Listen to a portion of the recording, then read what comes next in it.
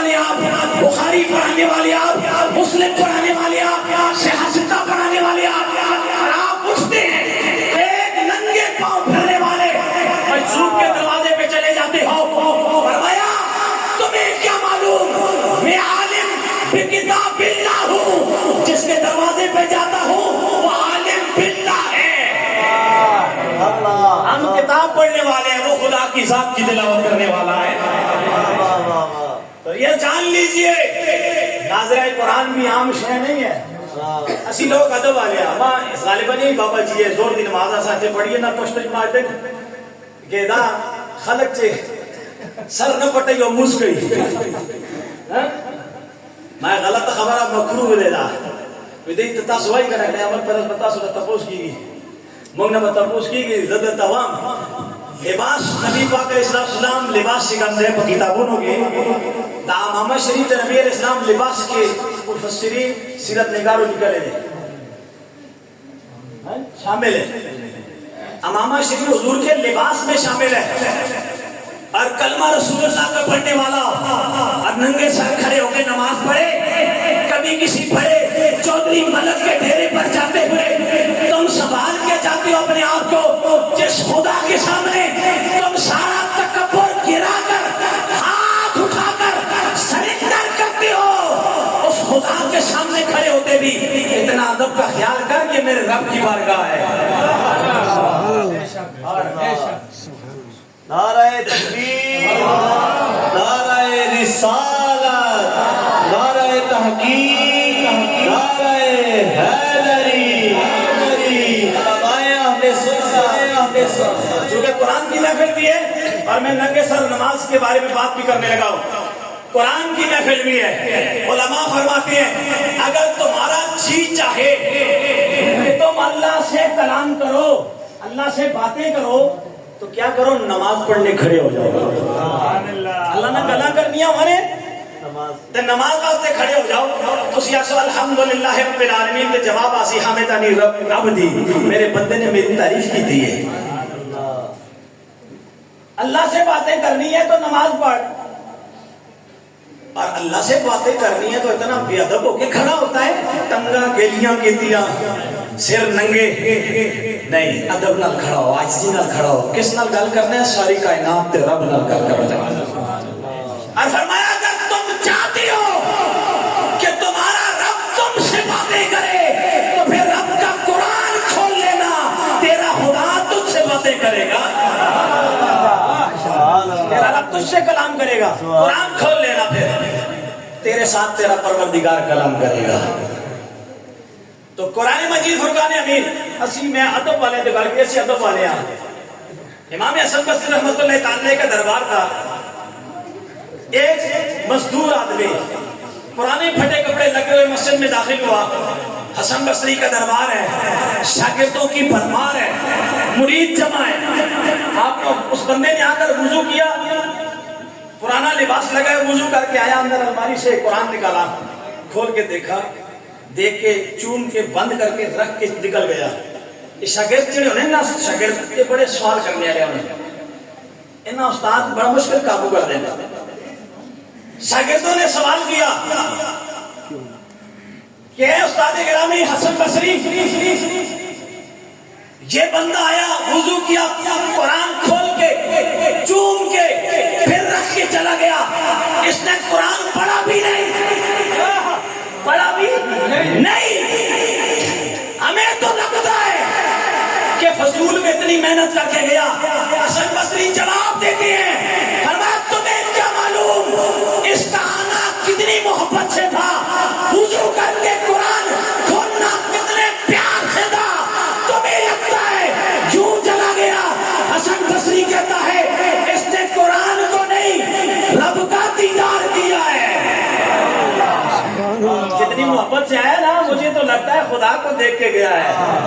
تساں کے بتاؤ ایک بندہ صرف قرآن کھولنے واسطے وضو کر کے آنا ہے تو بغیر محبت تو آ رہے.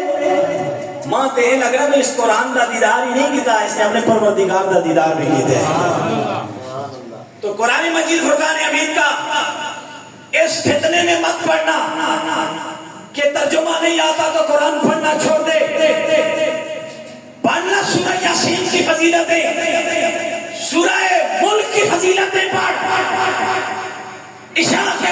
پڑھنے والے کو قبر میں یہ انسانی صورت میں آ جائے گی اور عذاب قبر سے چھٹکارا دے گی. فقط تلاوت کرنے والے کو. عمل کرنا، ترجمہ پڑھنا، تفسیر پڑھنا بڑا کام ہے، ہم اس کا انکار نہیں کرتے، لیکن اس فتنے کے اوپر مار دیتے ہیں جو یہ کہے کہ قرآن کو لفظی دے کر پڑھنے کا ثواب کوئی نہیں. قرآن کو گھر میں رکھ دو تب بھی ثواب ہے. ترمذی شریف کے بارے میں لوگ بڑے بڑے محقق لوگ لکھے جسکار کوئی ہو گیا تھا، اس کار والے نے ایمان دی حفاظت فرمانے. تو قرآن ایسی شے تمہیں نظر آئی جو کہا رب نے کہ لو انزلنا هذا القرآن على جبل لرأيته خاشعا متصدعا من خشية الله. فرمایا اگر اس قرآن کو ہم پہاڑ پر نازل کرتے، تو فخر الدین رازی کہتا ہے پورا قرآن نہیں، اگر قرآن کی ایک آیت بھی پہاڑ پہ اترتی تو پہاڑ ریزہ ریزہ ہو جاتا. کہ چھوٹے چھوٹے بچے جو قرآن پڑھ رہے ہیں ان کو کچھ کیوں نہیں ہوتا؟ فرمایا قرآن جلال والا ہے، جمال والے سینہ مصطفیٰ سے ہو کے جب آیا اللہ نے جمال والا بنا دیا ہے. رسالت تحقیق حیدری تاجدار ختم نبوت، تاجدار ختم نبوت. تو دیکھ کر پڑھنا. اور کتنا دیکھا نا حضور اسلام نے فرمایا جو روانی سے پڑھتا ہے اسے ایک اجر ہے. جڑا پھنس پھنس کے جس زبان لکھنا تو ہوئے لوگ رک رک کے پڑھے اللہ اس دو اجر عطا فرمانے. دو اجر عطا فرمانے. ایک قرآن ہے، یہ قرآن ہے، جیسے قرآن بے مثال ویسے تذکار نبی بے مثال، جیسے قرآن بے مثال ویسے قرآن کے شاگرد صحابہ بے مثال. قرآن کے شاگرد بھی بے مثال. میرے آقا کریم صلی اللہ علیہ وسلم نے ارشاد فرمایا، اور یہ تسی تھوڑے جے شہراں کو دور رہنے ہو تو سن لوکاں وچ کافی ساریاں شہراں دی بنسبت اچھیاں عادتاں نے، لیکن جتنا شہراں میں چلے جاؤ نا زیادہ تو زیادہ فتنے، زیادہ تو زیادہ. یہ لوگ بچے نے، اللہ بچائی رکھے. حضور دی ساری امت تے ایمانات دی اللہ حفاظت فرمائے. فتنے بہت زیادہ، بہت حد تک فتنے. قرآن کے قاری کو ہلکا جانا جاتا ہے، مصلی رسول کے وارث کو ہلکا جانا جاتا ہے، داڑھی والے کو صوفی کہا جاتا ہے، امامہ باندھنے والے کو تنزل مولوی کہا جاتا ہے. لیکن کبھی گھبرانا مت، میرے نبی نے 1450 سال پہلے فرما دیا تھا من سن فی الاسلام، بلکہ حضور اسلام نے فرمایا من نحیا سنتی عند فساد امتی فلہ اجر 100 شہیدا. فرمایا جب زمانے میں فساد برپا ہو جائے، عالم کو کم نظر سے دیکھا جائے، حافظ کو بد نظری سے دیکھا جائے، مصلی کے وارث کو کم تر سمجھا جائے، داڑھی والے کو ہلکا سمجھا جائے.